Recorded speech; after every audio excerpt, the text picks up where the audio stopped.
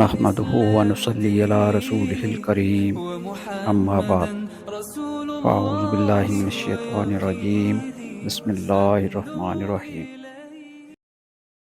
جناب علی بن ربیعہ کہتے ہیں کہ میں حضرت علی بن ابی طالب رضی اللہ عنہ کے ہاں حاضر تھا کہ سوار ہونے کے لیے آپ کے سامنے سواری لائی گئی۔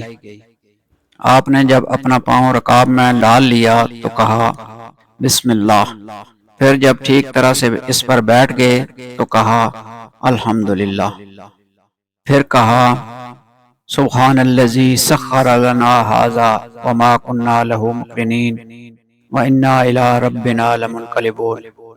پاک ہے وہ ذات جس نے اس کو ہمارے تابع کیا اور ہم از خود اس کو اپنا تابع نہ بنا سکتے تھے، اور بلا شبہ ہم اپنے رب ہی کی طرف لوٹ جانے والے ہیں۔ پھر کہا الحمدللہ 3 بار، پھر کہا اللہ اکبر 3 بار، پھر کہا سبحانک انی ظلمت نفسی فاغفر لی انہ لا یغفر الذنوب الا انت۔ اے اللہ، تو پاک ہے، میں نے اپنی جان پر ظلم کیا ہے، تو مجھے معاف فرما دے، بلا شبہ تیرے سوا اور کوئی نہیں جو گناہوں کو بخش سکے۔ پھر آپ ہنسے۔ آپ سے کہا گیا امیر المومنین، آپ کس بات پر ہنسے ہیں؟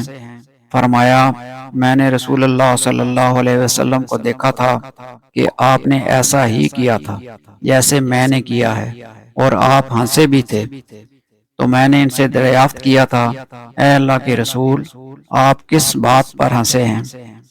آپ صلی اللہ علیہ وآلہ وسلم نے فرمایا بلا شبہ تیرے رب کو اپنے بندے پر تعجب آتا ہے جب وہ کہتا ہے الہی میرے گناہ بخش دے۔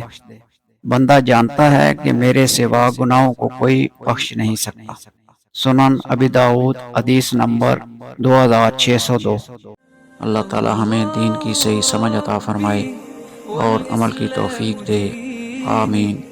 وآخر دعوانا ان الحمد للہ رب العالمین۔